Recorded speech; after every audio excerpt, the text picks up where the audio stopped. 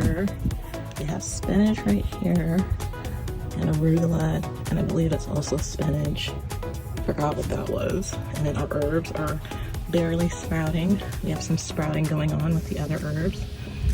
And our rosemary, we got another sprig in there.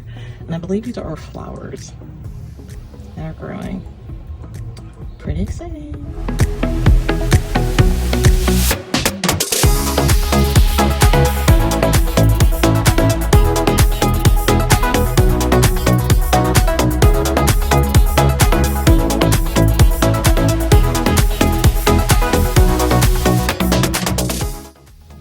Okay, we're back in the garden. Let's take a look at how we're doing this week. Okay, so Sunday, this is versus yesterday, I actually had these guys pop up, and then this guy popped up since last night, which is crazy. And we're getting a few more sprouts over here. These are my flowers. I feel pretty confident that they're my flowers. They're doing good. My rosemary looks like it's kind of taking a step back a little bit. It's sprouted. I have a few more sprouts there, but it's been a little bit slower since I rotated it around. My herbs are taking a really long time to get going. I don't know why. It might have something to do with the soil pack. It was like a pre-packaged one. But my spinach, guys, is taking off. My arugula is starting to take off a little bit. Pretty sure these guys are my arugula. And I think I also have spinach. Yeah, I have arugula, and then spinach is coming in very nicely. So yeah, we're doing pretty good. I think this is week 3 of me with the greenhouse. So slowly coming together. I still have some garlic I need to plant as well. Hey guys, what's up? Just checking in. It is Monday. I'm a little behind on my recording today, but today is like a significant day in my world. Pope Francis died today.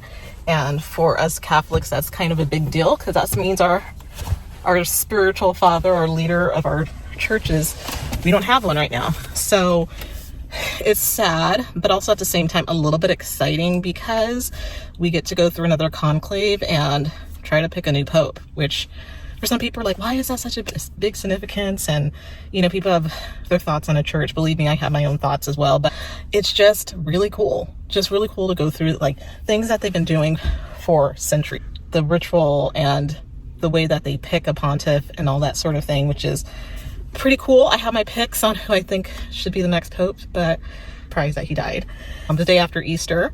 It's actually, everyone keeps saying, you know, that it's fitting that he died around Easter, and it's like, well, Pope John Paul II died, I think he died on Easter. It was really similar. But anyways, as of everything else in my world, trouble with my eating habits. Hopefully you cannot tell, but I'm sure I will look back at this video and can tell that my eating has been crap. I've been putting on a whole lot of weight very quickly, and some of it has to do with, of course, my womanly time mom came, so I'm sure some of that's just fluid retention, but still, I just put on weight so quickly. It's really annoying. But I'm about to go work out and hopefully I feel better. I got some new hair on the way. I can't wait, because I got some crazy stuff going on with my hair right now. So I'm looking forward to getting some fresh locks. I'll update you guys on my dating life, kind of, sort of. And then also with the podcast, if you guys are not listening to the podcast, definitely listen to last week. They had my best friend Mary on, and it was good. And I'm hoping I can get my trainer to just buckle down and actually do it. So I'm going to try to trap him today and say, hey, we have to record the podcast tonight. I've been trying to trap him for over a year to make him like stop and sit down and like, we're going to talk about fitness and all that sort of thing. So anyways, that's kind of where I'm at. And then I'm going to head to do my workout, and then I have a whole lot of editing I need to do tonight and figure out the whole podcast for another week, but that's about it. Okay, before I get back into my relationship update, also like my nutrition and fitness update for the week, I will continue on about Papa Francesco, Pope Francis, who died. And I was just thinking about, I was at the gym and I was talking to my trainer. We were talking about a bunch of stuff, but a couple of things. And then I just started sharing about like Pope Francis and the things that I really liked about him, and, some things I didn't completely agree with him on, some of the decisions that he's made. But for the most part, I liked him as a pontiff. You had him for a very short amount of time, which was 12 years.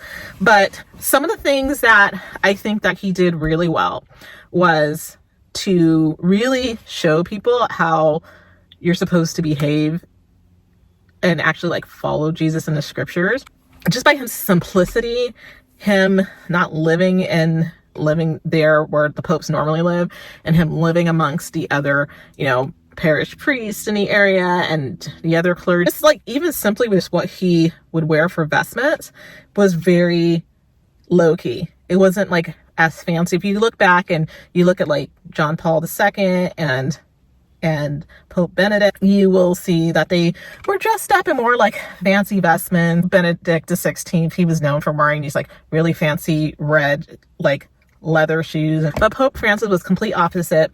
And so I really liked his humility. But also I was been watching some videos and remembering back to his trip to the US in like 2015, and he did this tour and he visited the East Coast. I believe he went to Philadelphia. I think he did also go to New York. The joy and the excitement and how positive the news was that week when he was here. It was like everybody was just like in a positive mood. At least that was my feeling, that everyone's just so excited that he came to visit. And I know that I really wanted to go. I was like, if I had money, I would have gone to Philadelphia to go see him speak or whatever. And I forgot exactly where they were, but he hit up a couple places. But anyways, and then he went to the White House, he went to Washington, D.C., and he did a whole thing there. Yeah, that was a really special time to actually have a pope coming and spreading this new, it's not even like a new message, but it was just a different way that the message was being articulated, which is, Jesus's message of loving your neighbor and helping the poor and all that sort of thing. So it's just he just set like a whole nother like tone and vibe. He is very different than a lot of the other popes that have been around. Pope Benedict was very traditional. He had he was very traditional,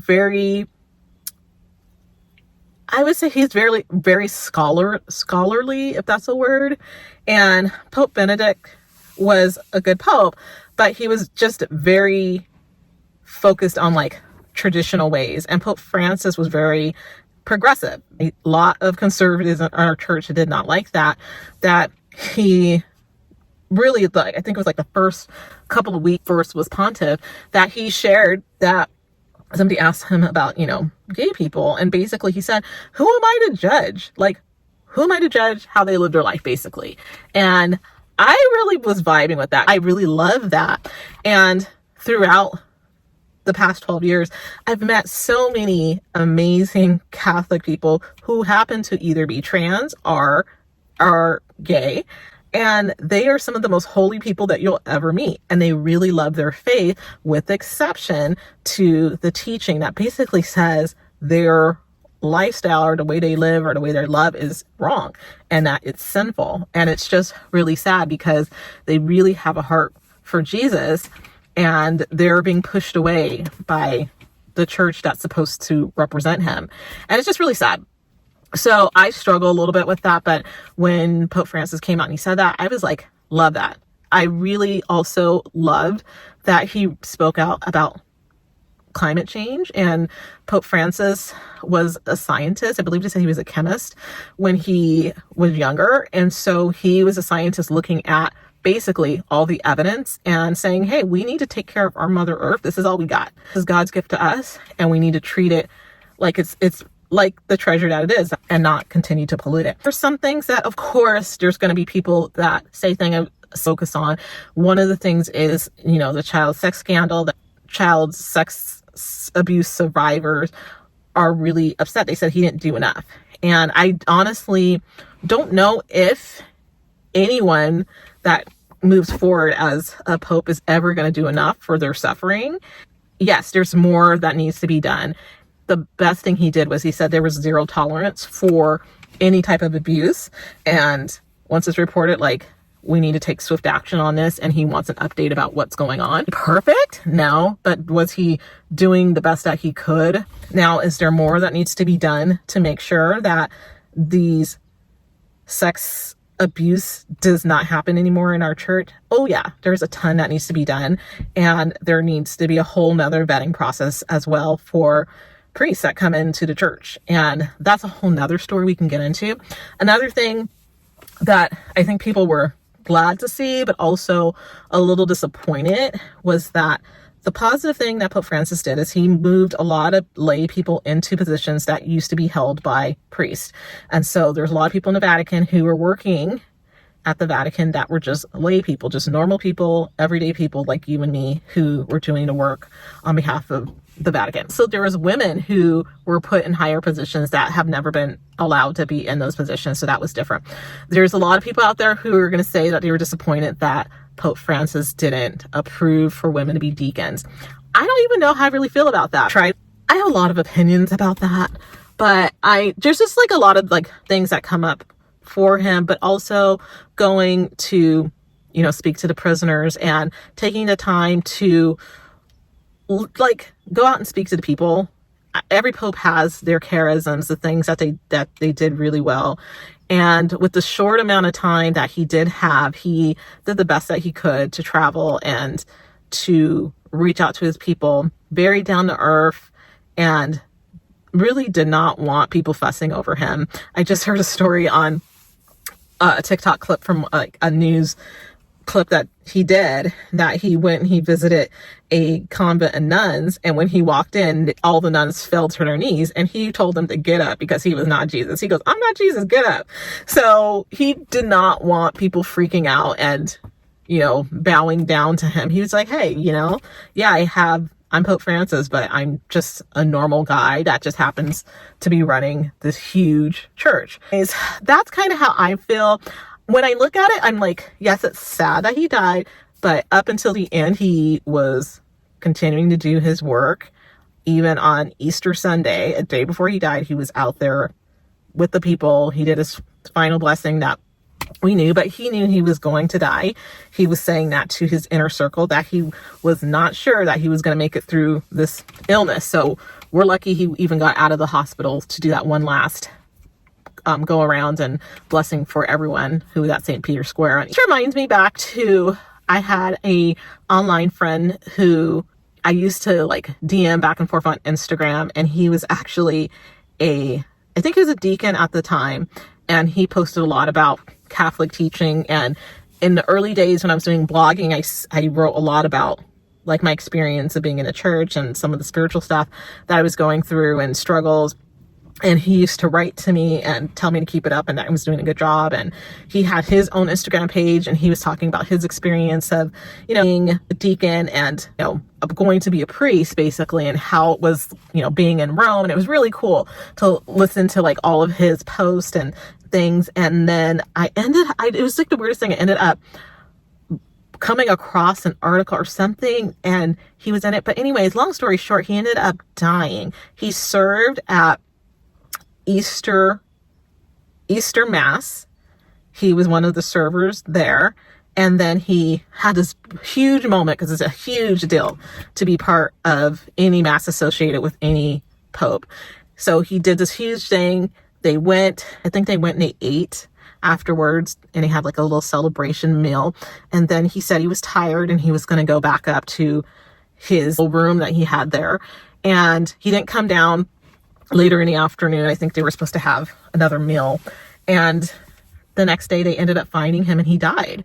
And he was this really big, tall dude. And I think we ended up finding out he had some type of heart defect that they didn't know he had.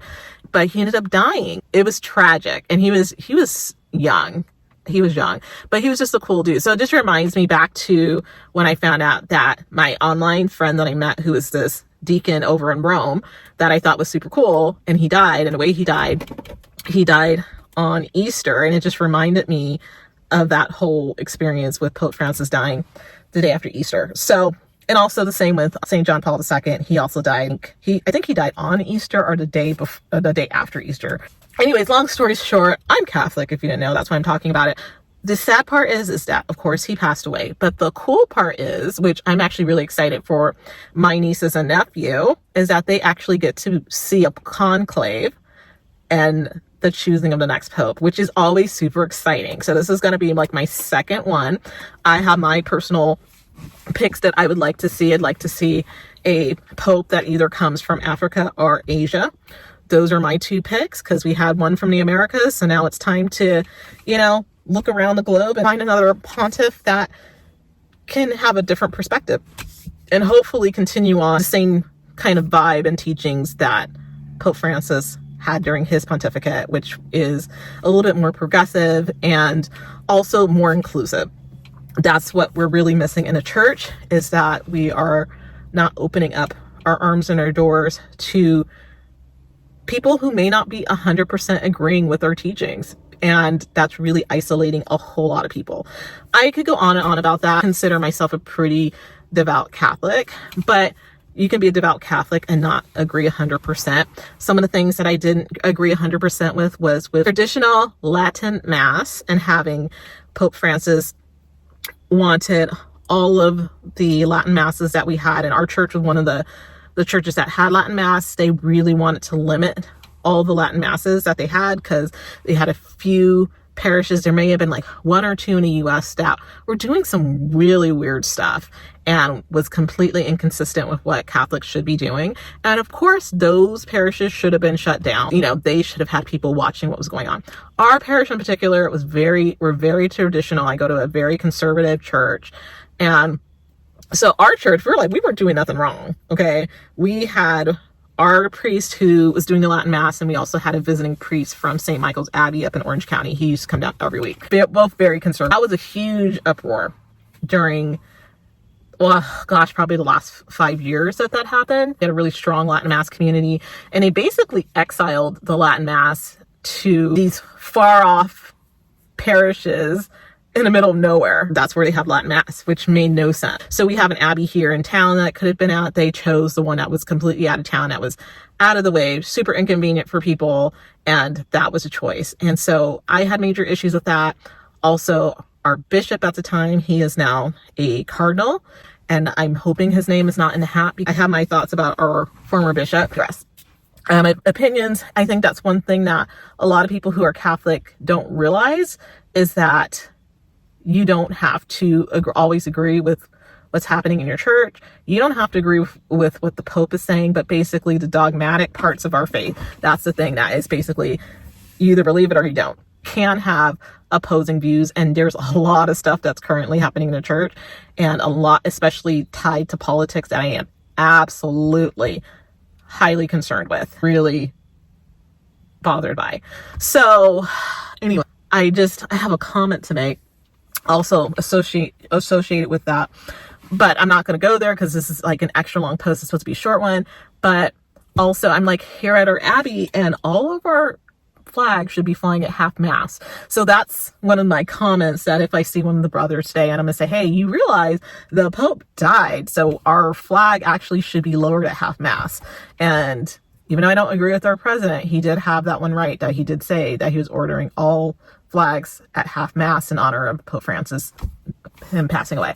So I drove on my church day, and we have a new flag. All of a sudden we have an American flag on our property. We never had any flag flown on our property.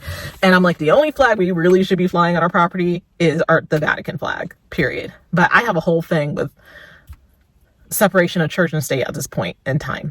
I will fill you guys in. My nutrition is still not great. I'm looking at my face right now, and I'm just like puffy. I was having my monthly moment, which was not good. So it kind of figures why I had such a bad moment. But today they had cinnamon rolls in the freaking break room, and I just folded as soon as I came out. I folded, and I had way too much. So that was a bad thing. I really shouldn't have no excuse. I shouldn't be eating any of that, but I allowed myself to have that. And this weekend, I didn't do okay. I ended up getting takeout on Sunday, and I think Friday, maybe, I can't remember. I think I did better on Saturday. I don't think I had anything bad on Saturday. So yeah, dating, still talking to that same guy. We're still trying to figure it out. I basically did a 2-week pause on him since we were having some moments and he needed to figure out his life. I could say much more about that, but he's been really consistent communication wise. So I have to give him that. But I told him that basically I'm busy up until May. So I have one more weekend of just doing what I want to do. I actually plan to go to Mount San Jacinto. There's actually you can actually take like they call it like an air tram or something, and then it takes you up to the top of the mountain, and then there's hiking trails on the top. It's a state park. And I happen to be watching actually Hugh Hauser. If you ever used to watch PBS, and in particular here in California, and there's a show called California's Gold, and it has Hugh Hauser, and he was just the cutest man. If you have never heard of him, just type it up on Google and watch some of his shows. But he just was just always just so excited about the simplest things. But anyway, he did this trip up to Mount San Jacinto, and I didn't know that you could go up to the top. And I knew you could go up to the top and that there was like a restaurant up there, but I didn't know there were hiking trails that you could do, and that they're pretty simple. And I was like, oh my God, I should do that. So that's on my next bucket list. And then my other bucket list I have next, so I think I'm going to kind of do like a state park moment, but is going up to Mount Wilson. And Mount Wilson is the highest point in the San Gabriel Mountains. So basically my whole life I've been looking at this Mount Wilson area, not realizing there's actually an observatory on top. I didn't realize that until we had the Eaton fire and it almost burned down. And luckily they were able to stop the fire before it burned down the observatory. So that's back open. So that's going to be one of my trips at some point, is I'm going to get that trip done and go visit the observatory. I planned to do it this weekend for Easter, but then I was like, I'm trying to really cut down on my expenses, and so I just was like, I need to just wait on that and then head up. So hopefully in the next couple of weeks that I will make that trip. A long post this week, kind of went all over the place. So if you guys like this video, make sure to like and subscribe, and I will see you guys in the next video.